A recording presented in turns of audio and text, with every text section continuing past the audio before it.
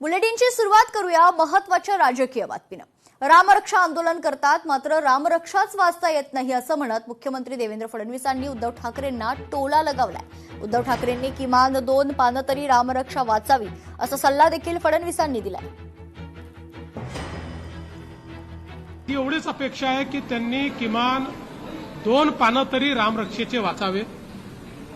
राजकीय आंदोलन रामाच्या नावाखाली करणं योग्य नाहीये।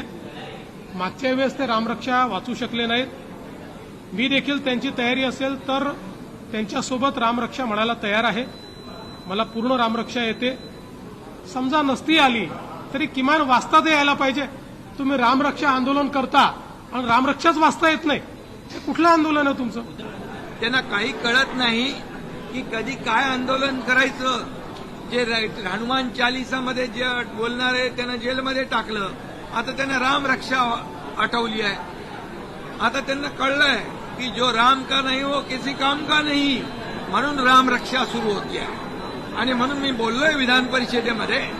परंतु मी आपल्याला एवढंच सांगतो, किती काही केलं तरी सुद्धा, किती हिंदुत्वाचा हाव आणला तरी सुद्धा, हिंदुत्व त्यांनी बाळासाहेबांचे विचार सोडले तेव्हा सुटलेला आहे। एवढीच अपेक्षा आहे की त्यांनी किमान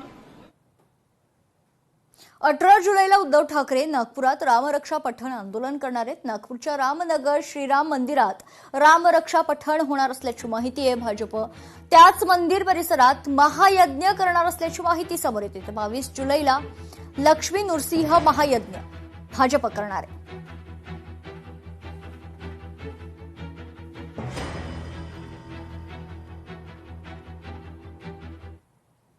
एकनाथ शिंदेंनी उद्धव ठाकरेंवर टीकास्त्र डागले। तुम्ही लढा, आम्ही कपडे सांभाळतो अशी व्यवस्था आहे।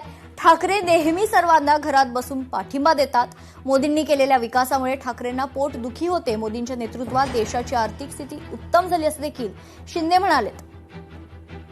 विद्यार्थ्यांचं जे आंदोलन, सोनम वांगचुक यांचं जे आंदोलन आहे, एकंदरीत जेव्हा जेव्हा सरकारच्या विरोधामध्ये अशा प्रकारची आंदोलनं जे लोक करतात त्यांना मात्र यांचा पाठिंबा असतो। आणि आता त्यांना वाटतंय की हे जे काय आंदोलन जे सुरू आहे देशव्यापी, त्यामध्ये आपली पोळी कशी भाजून घेता येईल अशा प्रकारचं खालच्या थराचं राजकारण करण्याचा हेतू त्यांचा आहे। लोकशाही मराठी ऐका, पहा, जागरूक रहा।